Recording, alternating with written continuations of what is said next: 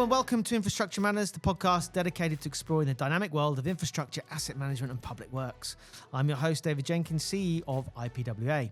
In today's episode, we're joined by Susan Freeman-Green, CEO of Local Government New Zealand. Drawing on her leadership experience in both engineering and local government, Susan offers a powerful perspective on the challenges councils face, from infrastructure funding gaps to climate adaptation and community resilience. We'll unpack how LGNZ is helping local authorities rethink service delivery, engage elected members and plan for a sustainable future.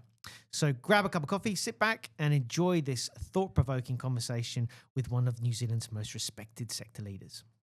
So welcome to Infrastructure Matters, and I'm delighted we've got Susan Freeman-Green speaking with me today. And Susan's been at our International Asset Management Congress and spoke brilliantly and opened the conference for us along with doing a panel session. So Susan's the CEO of Local Government New Zealand, and I think this is where I was keen to start, Susan. So your background is very interesting, and prior to being the CEO of Local Government New Zealand, you were also the Chief Executive of Engineering New Zealand. So you've got the engineering background and then you've gone into local government and elected members in that space.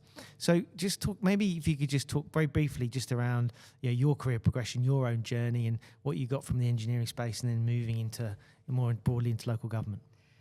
Sure, but first of all, thank you very much for having me here. It's been great to be at the Congress and wonderful to be in a room actually with a bunch of people who are involved in asset management and engineering, since I'm very fond of those of that entire crew, having spent some time with them in my last role, as you said.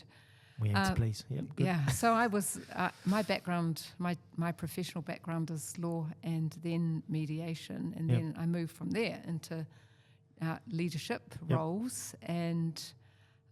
I wasn't an engineer, so when I turned up at what was then IPENS as a non-engineer, a female and a lawyer, it was something of a surprise to everyone. Yeah. But I really wanted to do that job because I really believe that engineers add so much value to the world and their stories aren't told well, and there's so much to be gained from having people understand how important engineering is to the way our world works. So that was my mission, and it became to bring engineering to life. So I had a wonderful 6 years there. And then this job came up with local government, and again, there are some parallels. Local government is critical to the way we run our daily lives, and not everyone values it or wants to pay for it. And so I thought there was a bit of storytelling that we could be doing here as well. And the synergies are really interesting because, of course, a lot of local government is about looking after its services and assets. And do you think that, what are some of the issues in local government in New Zealand? Where's the similarities? Well, that's the negative, right? But I guess where are the opportunities as well in parallel when you look at what's happening in local government space in New Zealand, but also then if you compare that with what's happening with local government in Australia? Well, it's been interesting being here this morning and listening to some of the challenges around infrastructure, the renewal gap, how we are really good at building shiny things and not so good at thinking about how we're going to maintain and invest them. Yeah. I have, and look after them, really. Yeah. And, I think that's endemic. Yesterday, I flew from Canberra here and sat next to someone on the plane who, just as we were landing, we started a conversation. She was a CFO of a government authority that's effectively an asset manager here, and she was shaking her head, saying, "I don't know how I'm going to be able to, persuade Treasury to pay for our broken infrastructure, because it hasn't been looked after. But things are going to go haywire unless we get the money." So we had quite a long conversation about how you bring the public along on the journey so they understand really what's happening, and you use language that's not necessarily always about assets but about services and things that matter. And that came across quite strongly in the panel, I thought, talking about outcomes and the services you deliver rather than the actual assets. Whilst we're on this, so if we look at more parallels, I mean, you heard today remote rural regional councils struggle more than any just in terms of their capacity and capability with some of these things as well. Would it be the same in New Zealand? I'm talking about specifically the capacity and capability within the local government engineering space, but I mean, it would be more broadly across local government as well. Is that similar? Really similar. I mean, the skill shortage, more acute, it's harder in the rural towns. Our bigger cities and towns aren't immune from it either. Yeah. But similar challenges. So,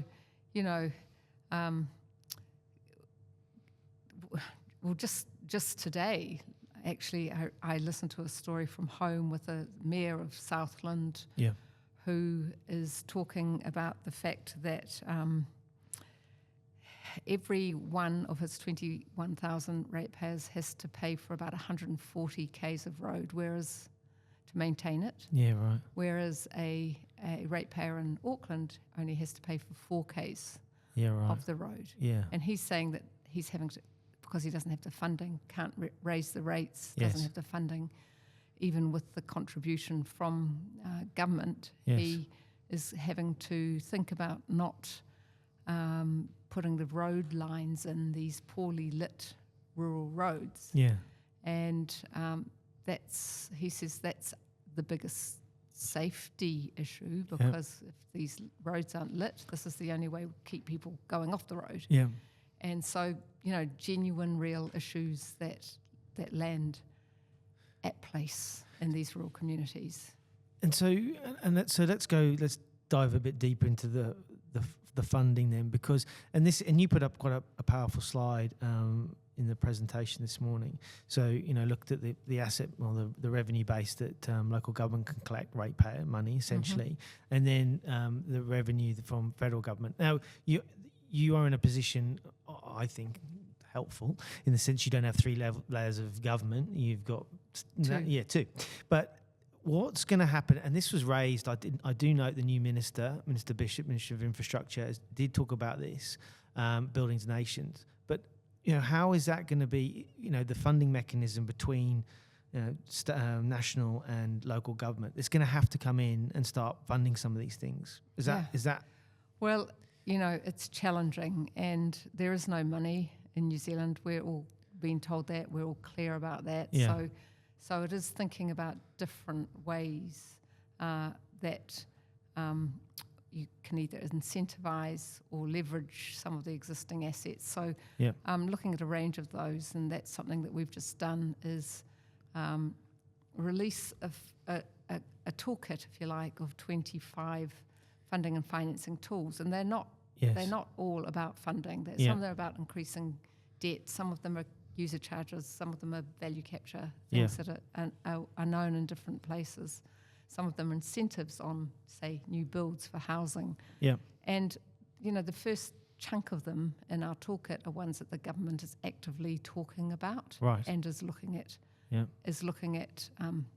enabling. So there's that chunk. And then there's another bunch of tools that we're, local government's interested in, that the government's also talking about, but not, there's more work to do, if you like. Things like, accommodation levy, and how sort of high tourist areas can generate some revenue for infrastructure. And then there's a chunk at the bottom end, which is things that local government would really like, but there's probably no appetite for in this political environment, or money for. So every council has different needs, and just to try and understand, there's some big challenges in how our entire system understands what the different tools are, how to use them, how to make the most of them. But the challenge is that at the end of the day, the payer is always the same person, whether they're the ratepayer or the taxpayer. You've got to work it out, and it's tricky because there's been there's a deficit, and we also want more service than we can afford. Yeah. And we want to build shiny things, but we don't want to pay to maintain them. and let's think about the maintenance and renewal. So, in the same presentation, the Minister of Infrastructure, music to our ears, he said we need to focus more on asset management, which is what we advocate here for, and we continue to do so. It's looking after, and you heard it on the panel, it's looking after our existing infrastructure. So, in practice, where do elected members, their role in all this? Because ultimately, they often come from different. They might be successful in running their own transport company or whatever. But elected members come from different types of organisations, business, some they own, whatever. But they come in and they're managing an asset base, and that might be new to them. So, how is it? Is it more to do around educating elected members around asset management, the importance of looking after maintenance renewal? It's not just about shiny new things. How much of that's the actual issue here? Well, I think having, I guess the education side of it needs to go across both our political, our masters, our leaders, our elected members, and also our public. Because, our Infrastructure Commission talks about our overall asset management maturity as being pretty low. I mean, what they will tell us is that our spend is quite high in OECD levels, but our efficiency is low, and that's a problem. So there's a gap in understanding that we have to try and close collectively, and there'll be a few things that go into that, from understanding what's actually going on. I think we sort of actually getting a clear picture of what our assets are is not straightforward. And the Infrastructure Commission will tell you that what keeps them up at night is what's going on under the surface. So you might have a whole collection of different data, but then there needs to be more data. There needs to be better transparency, and there needs to be more emphasis on a sort of whole process, including sort of the good governance and rigour and independence that goes with some of those pieces. But I think what we are also finding is that the problems are no longer sort of hidden from public view. The problems are pretty much on the front pages of our newspapers every single day. So that's raising awareness, and so conversations are happening. And this government is really focused on shifting the dial there, which is a really good thing. And having conversations about how we do some of this stuff with long-term planning, think beyond today, having conversations about regional deals that will create some continuity and consistency over time for councils and central government. So there are lots of ways we can focus, but we do have to put our collective attention on it. Yeah, and look, I mean, the new national government, as you said, is sort of quite focused on infrastructure, but and we briefly discussed this morning. There is a plan now that the infrastructure, well, it's not a plan, it's going to be implemented, I understand. The Infrastructure Commission is responsible for a 10-year strategy of infrastructure, which will give some certainty. Give some certainty and some clarity, and they'll look at priorities and then as well in that broader mix. So that's work in progress. And we'll have to collectively input into that. But they, there are challenges in the mix, but it's the right direction. Right direction, yeah. And what are the? Because your members are elected officials, elected members, local government's broader than just the engineering side of things, obviously. But what keeps your members up at night? What are sort of the key priorities, and what are you doing at Local Government New Zealand to try and remedy some of these things? Well, the number one thing that comes at the top of the list every time is the constraints they're under. The fact that they have, they maintain 25% of the infrastructure, get 8% of the tax take. Yeah. And, despite the fact that there is no more money, the constraints they have are really tricky. Yeah. And we have to find different ways because, they have the ultimate challenge of having the ratepayer get their invoice Yes. every quarter. Yeah.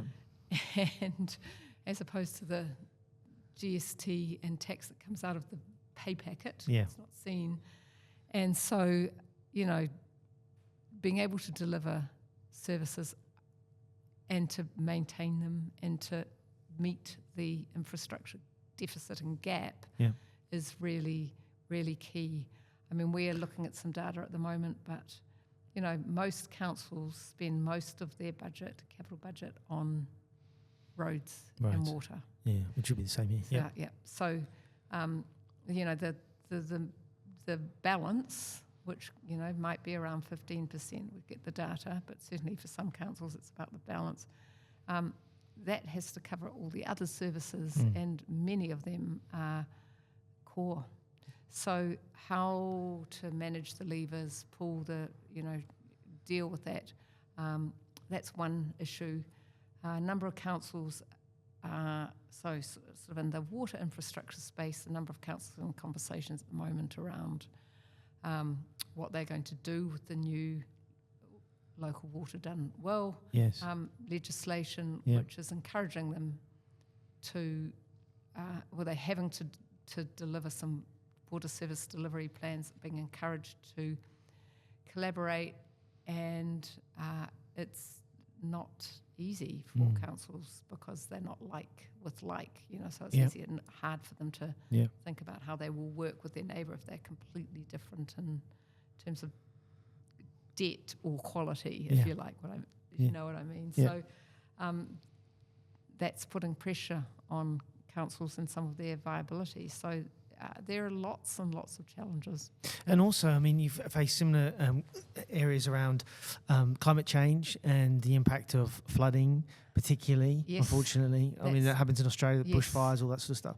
So you haven't, you layer that over with those sorts of issues. That must be keeping them. So we have, exactly. So we, our broad areas of priority at Local Government New Zealand advocacy priorities are around transport, water, climate, adaptation, funding and financing. Specifically, we're also looking at, the electoral reform. The term, 3 years is just too hard. Our elected members want 4 years. And do you think you'll get that? Do you think that will happen? Well, I think there is actually, I think our central government politicians also want 4 years. Yeah, right. Okay. So I think that is at least aligned.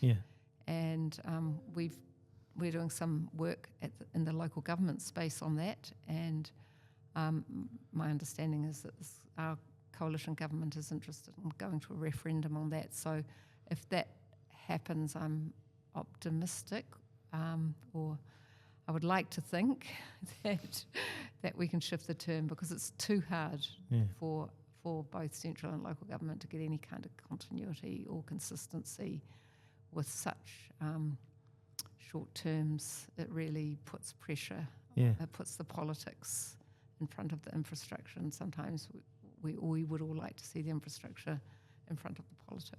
Yeah, because just going back on the sort of expanding on this in the emergency side of things, I mean, local government typically is on the coalface as well, because it's with the community, it has the closest interaction with the community. So when these things happen, the emergency services, the emergency management that comes on, local government has increasingly been found that it has to be and they do amazingly in the moment for the most part in terms of the moral support of their communities and trying to get get things done. But it's challenging because the pressures come on, and what the resilience, the work before the emergencies is really hard, but it's also really hard to, and this is a challenge I think for local government, to cost the value of the preemptive work, so that you can actually say if we hadn't spent that $1 million or $2 million on those banks, it would have cost another whatever the figure is, and there might have been loss of life. So thinking through being able to tell that story is going to be important, so that the public actually encourages investment in the right things. Yeah. And just on the sort of building capacity side of things, are you finding that a lot of people want to be involved in local government and putting their hand up to be sort of elected members and trying to be part of the decision-making process, or is that also quite difficult? Well, no, that's hard, I think, so we have voluntary voting. Yeah.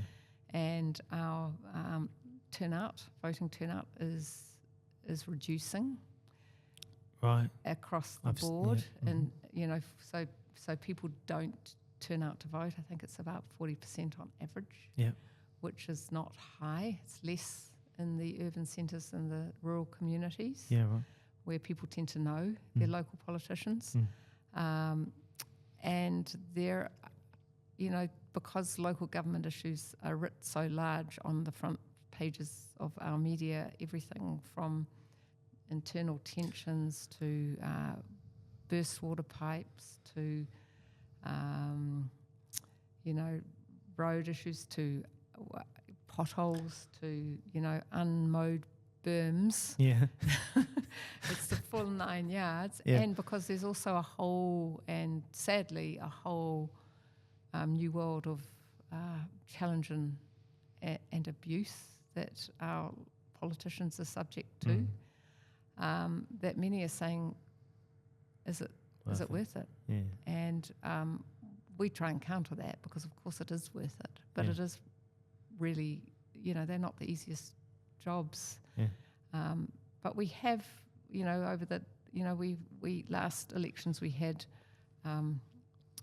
we saw a greater range, some younger people stand, more diversity stand, and there are some, really strong, powerful advocates for local government in that space. So, that's encouraging. So are there certain initiatives that you're putting in place to encourage voter participation and turnout? I mean, this isn't a new issue. This isn't just a local government. Yes, we have one of our mayors, Mayor Nick Smith of Nelson. He is working with us right now on a really strong piece of work around participation, voter participation. We've just released an issues paper on it. We're seeking engagement from everyone, not just local government people, but from the public, about what they need, what would help in terms of turning out to vote. Yeah. And some of it is because the processes are really difficult. We still have postal voting, for example. Yeah. So, there are some obvious things, but we've known the obvious things for a while, and so the challenge is to get them raised to the top of the to-do pile, so that we can shift it, because, where's the mandate if you don't get turnout? Yeah, of course. If last question, if we were to sit down in a couple of years' time, where would you like to see local government New Zealand be? Where do you see? Well, one of the things that I think is challenging for local government is that there are so many pressures on local government that they're having to deal so much in their community and their community concerns, and money is tight, that it's harder for them to think about the power of the whole sector as a cohort. Yeah. And I would love them to be able to do that so Yes. that the collective voice can be as strong as possible. Yeah. And in this particular, political context or environment, that's harder, and that's not just a New Zealand thing, that's across the board, right? Yeah. So, if I want local government to be sustainable and long term, and I want them to think about change, and I would like them to think about how to be sustainable, what that would look like, and to be, to be fully engaged with their people, right size, right fit for what they need to do, and our strongest, most important community leaders. Yeah, and what I said there was the final question, but I'm going to ask you one more if that's okay. And you're going to spend today here. What is it you'd like to? I mean, just even being on the panel, I thought the panel was excellent. I thought it was really good, great way to start the conference. What are the things that you might take away from just being with us today, and just some of the conversations that you had or have had? I think in some ways it's affirming, because you realise that the problems you face are not just yours. Yeah. I think that's quite helpful. And makes you feel better, doesn't it? Yeah. You've got some wonderful speakers here, and so hearing their insights and sort of the evolution of the art, if you like, and science of asset management, and the need for it to be so multifaceted and involve so many people. I think one of your presenters said it's a team sport. Yeah, it's and how, if you do that well, you can make a real difference. Yeah. I think some of the conversations around, what efficiencies can you create yourself without needing to go be looking at more funding. I think there's some really interesting insights from some of your speakers on that. One of the transport speakers this morning was phenomenal in that space. Positioned it well, didn't he? Yeah. Always a lot to learn. Yeah. No, that's good. So it's been great. Yeah, good. Well, thank you ever so much for joining us on the podcast, but also for coming over and being prepared to speak. I really honestly really enjoyed it. It was a great session, and I really appreciate the insights that you provided. So thank you ever so much, and I hope you enjoy the rest of the day as well. So thank you. Thank you. And that brings us to the end of another episode of Infrastructure Matters. A big thank you to our guest, Susan Freeman-Green, for her insightful take on funding, resilience, and the future of local government in New Zealand. To our listeners, thank you for tuning in. We hope today's episode sparks new ideas and provided clarity on the importance of collaboration, asset renewal, and long-term thinking in public infrastructure. Don't forget to subscribe, rate, and review Infrastructure Matters on your preferred platform. Follow us on LinkedIn for more updates and exclusive content. I'm David Jenkins, signing off, reminding you that in the realm of infrastructure, every detail matters.